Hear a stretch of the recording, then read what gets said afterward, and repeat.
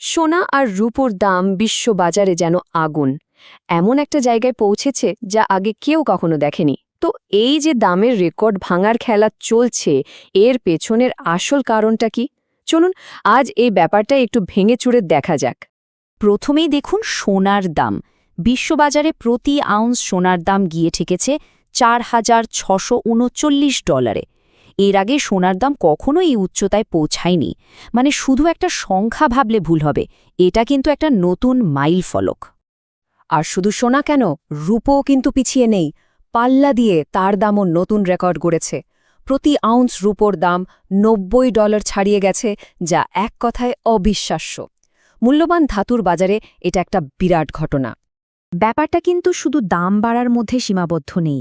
আমরা আসলে মূল্যবান ধাতুর ইতিহাসে একটা নতুন অধ্যায় দেখছি।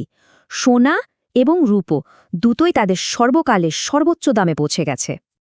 তো এখন যে প্রশ্নটা সবার মনে আসছে, কেন হঠাৎ করে দাম এতটা বাড়ছে কেন? কোন কোন ফ্যাক্টর কাজ করছে এর পেছনে? চলুন মূল কারণগুলো একবার দেখে নিই।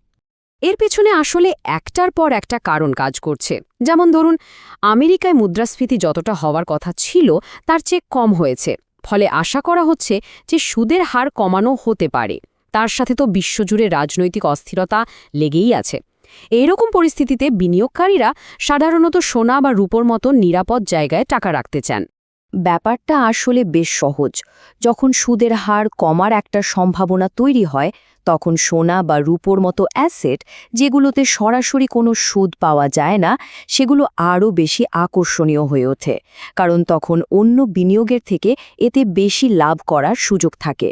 এই ব্যাপারটাই আরও পরিষ্কার করে বলেছেন KCM ট্রেডের chief market analyst team ওয়াটারার। তার মতে আমেরিকার এই স্থিতিশীল মুদ্রাস্ফীতির ছবিটায় বিনিয়োগকারীদের মনে আশা জাগিয়েছে যে এবার শায়েদ মুদ্রানীতি একটু শিথিল হবে, আর এটাই সোনার দাম বাড়ার পেছনে আসল শক্তি হিসেবে কাজ করছে।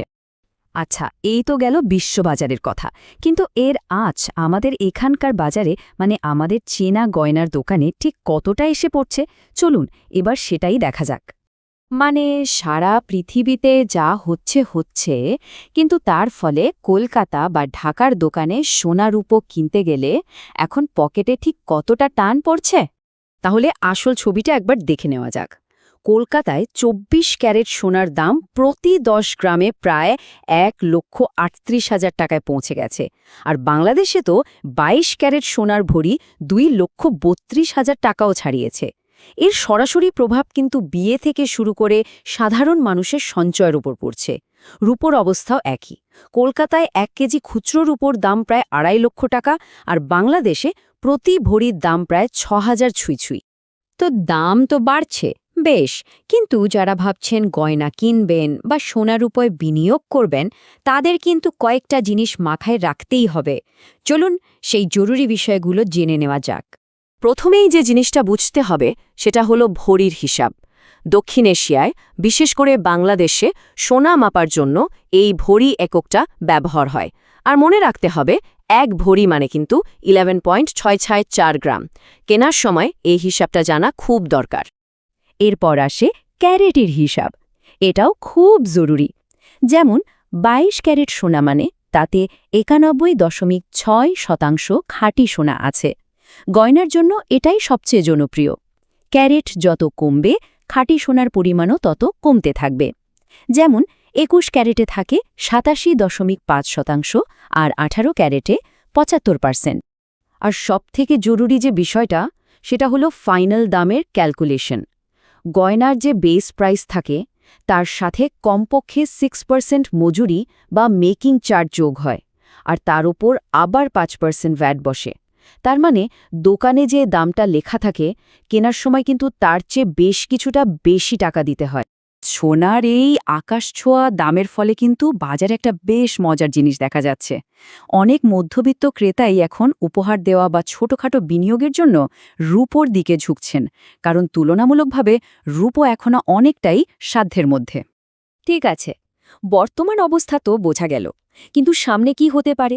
এই দাম কি আরও বাড়বে নাকি কমবে? বিশেষজ্ঞরা কি বলছেন? চলুন সেই পূর্বাভাসগুলো একবার দেখে নেওয়া যাক।